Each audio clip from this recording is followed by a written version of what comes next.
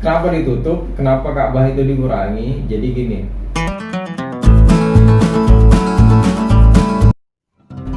Ketika Ka'bah direnovasi di zamannya Kanjeng Nabi, itu Ka'bah dikurangi 3 meter. Kenapa? Karena dananya kurang. Alasannya karena dananya kurang. Nah, itu ada tokohnya Ais bin Marwan Al-Mahjum dari Bani Mahjum, suku Quraisy dari Bani Mahjum. Nah, ketika baru mau mulai ada cerita begini masalahnya. Ketika baru mau mulai bongkar Ka'bah, kan Ka'bah mau diruntuhkan kan, dia tuh diruntuhkan lalu dibangun ulang. Ketika mau diruntuhkan sama Ais bin Marwan Al-Mahzum ini, itu batu kerikil-kerikil yang jatuh itu kembali lagi ke asalnya. Ada kejadian kayak gitu, jadi batu kerikil yang jatuh itu dari Ka'bah, dari dinding Ka'bah itu kembali lagi ke asalnya. Nah, nempel lagi. Wah, ini nggak bisa kalau sembarangan kan. Jangan kira kaum musyrik Mekah saat itu tidak mengkeramatkan Ka'bah. Iya, saya baru mau tanya itu. Berarti orang Quraisy dulu itu mengagungkan Ka'bah juga. Iya, mengagungkan Ka'bah. Dan percaya gitu. Percaya, cuma permasalahannya kan musyrik menduakan atau menyekutukan apa yang menjadi kemuliaan Ka'bah. Jadi Ka'bah itu dikelilingi sama berhala-berhala dengan niat berhala itu ketularan keramatan Ka'bah, kayak Ka'bah. Jadi mereka bukannya nggak percaya sama Ka'bah? Bukan dong. Percaya Ka'bah. Abu Jahal itu ketika mau perang Badar itu doanya di depan Ka'bah. Kan lucu ya, mau perang Badar lawannya Kanjeng Nabi, tapi doanya di pintu Ka'bah. Doanya gini, ya Allah, andaikan saya benar, maka menangkanlah saya. Andaikan saya salah, maka bikin saya salah. Berarti kan dia doa sama Tuhan kan, sama Allah. Kan lucu. Kau, ya itu musyrik gitu, kampaknya musyrik. Jadi kalau percaya ke berhala juga percaya gitu ya? Percaya. Iya, jadi Percaya banyak Tuhan percayanya juga, gitu. percaya Jadi banyak Tuhan. Tuhannya gitu. Iya. Oh. Iya. Jadi tidak, jangan anggap kaum jahiliyah saat itu tidak percaya dengan Tuhan. Percaya, tidak percaya, tapi mereka musyrik.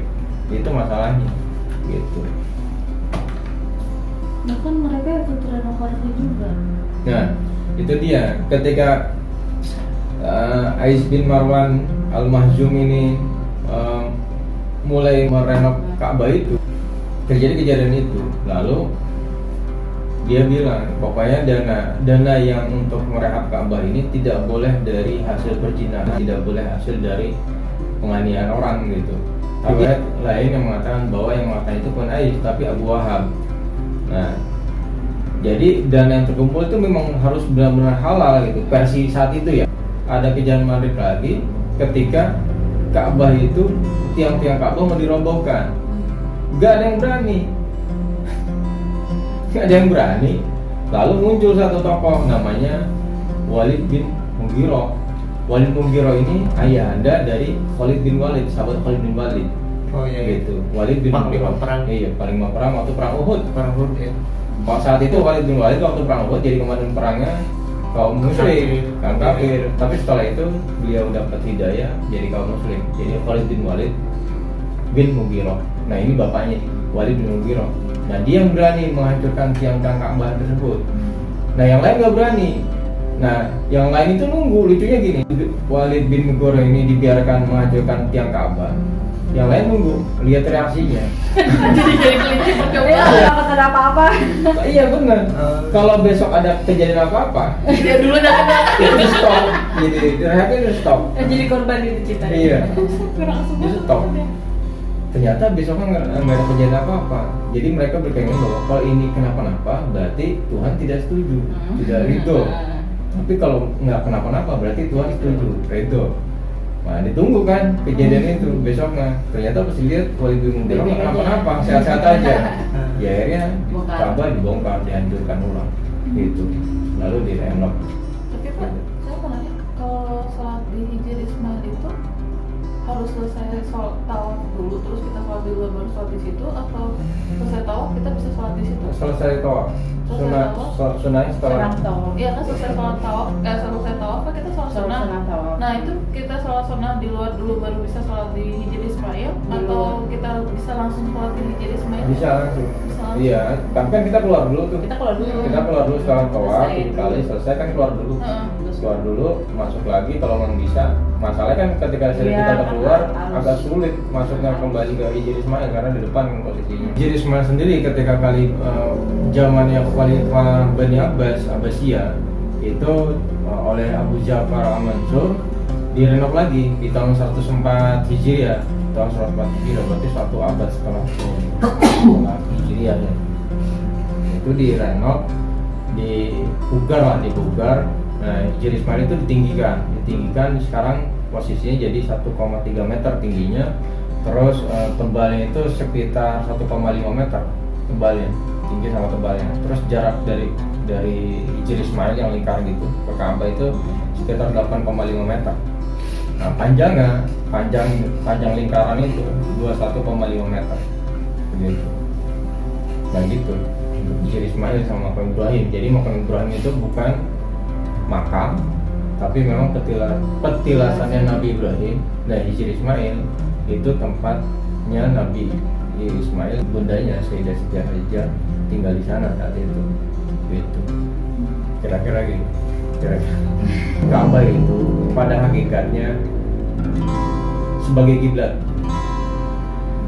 Kiblat itu apa? Kiblat itu ya pusat orang Muslim untuk sholat, untuk menyembah Tuhan, ya pusatnya di sana, berpusat ke sana. Patokannya, arahnya. Jadi kalau misalkan dimaknai bahwa Baitullah atau Ka'bah itu tempat rumahnya Allah, ya nggak tepat sebetulnya, karena Allah itu tidak perlu tempat, tidak perlu ruang, dan terbebas dari apapun. Gitu Ka'bah itu, gitu ya. Dan kalau makamnya Nabi Ibrahim, Nabi Ismail sama Nabi Siti Hajar itu di mana Pak? Maksudnya gimana? Nabi Ibrahim. Kalau Nabi Ibrahim itu adanya di Hebron. Di Hebron itu di Israel hari ini negaranya. Masuk di Oh, Israel. makamnya. Makamnya. Bukan makomnya. Bukan, itu makamnya. Kuburan Nabi Ibrahim adanya di Hebron. Dan masih dijaga sampai sekarang. Masih dijaga sampai sekarang. Masih dijaga. Dan di sana bersemayam Nabi Ibrahim, Nabi Ishak, Nabi Yakub. Jadi di sana ada 3 makam Nabi, yaitu Nabi Ibrahim Di satu tempat. dari satu tempat itu. Terus kalau makamnya Nabi Ismail sama Sayyidah Siti Hajar di mana? Di bundanya. Di mana? Ada yang berpendapat bahwa dimakamkan di Hijr Ismail itu, gitu. Ada yang pendapat itu. Tapi pendapat lain, pendapat umumnya itu tidak diketahui makamnya di mana, karena belum ditemukan fakta autentiknya, baik dari nas, dari riwayat, dari bukti-bukti peninggalannya nggak ketemu. Berarti belum sekarang? sampai sekarang belum ketemu gitu. Gini, kalaupun misalkan pendapat bahwa makamnya Nabi Ismail itu ada di Hijr Ismail yang depan Ka'bah itu, apa mungkin Hijr Ismail itu akan dibuat tempat sholat? Iya, Kan nggak mungkin. mungkin. Dan Nabi pun tidak melarang sholat Siti itu. Buktinya Sayyidah Siti Aisyah diajarkan ke sana kan, diajarkan sholat di tempat Hijr Ismail. Pikirannya nggak ada. Begitu. Iya. Kalau memang makam Nabi Ismail di sana, gitu. Kalau makam Tapi kalau riwayat meninggalnya kenapa ada Pak? nggak ada, dan nggak ada juga. Itu dia. Jadi bukan kurang. Jadi Al-Quran itu memang sebagian besar berisi kisah-kisah, hukum dan sebagainya. Tapi kisah-kisah itu pun biasanya tidak disebutkan secara detail. Secara detail ini tahun sekian meninggal kenapa, itu nggak disebutkan kayak gitu. Nah, kita taunya dari mana? Itu dari referensi atau dari riwayat, entah dari Israiliyat. Nah, Israiliyat sendiri, kisah-kisah dari kaum Israel itu, dari kaum Yahudi itu bisa diterima atau tidak. Ada yang mengatakan tidak sama sekali diterima, tidak bisa sama sekali diterima. Ada juga nggak kenapa-napa, asal selama itu bisa dipertanggungjawabkan. Ada yang mengatakan kayak gitu, kisah-kisah Israiliyat. gitu. Tapi sebagian besar itu biasanya menolak kisah-kisah Israiliyat itu, sebagian besar ya. Gitu. Tapi ada juga ulama-ulama yang menerima kisah-kisah Israiliyat. Gitu. Nah, ada cerita istimewa, tapi tidak banyak ulama yang meriwayatkan ini. Tapi ceritanya ada. Gitu. Ceritanya itu ketika Nabi Ismail kepanasan, saat itu ya kepanasan, lalu ya mungkin mengeluh ya, berdoa lah, bahasa kita berdoa sama Allah, ya Allah ini panas sekali gitu sih, panas sekali. Lalu Allah berfirman, sekarang aku buka hijirmu, salah satu pintu surga yang ada pintu keluar, yang dari pintu itu keluar hawa dingin hingga hari kiamat. Makanya hijir Ismail itu disebut juga sebagai pintunya angin surga. Pantesan dingin banget kalau di sana. Allah membukakan pintu surga untuk dikeluarkan angin surganya ke arah hijir Ismail saat itu, ketika Nabi Ismail sedang panasan. Gitu. Kursi itu apa? QUDS.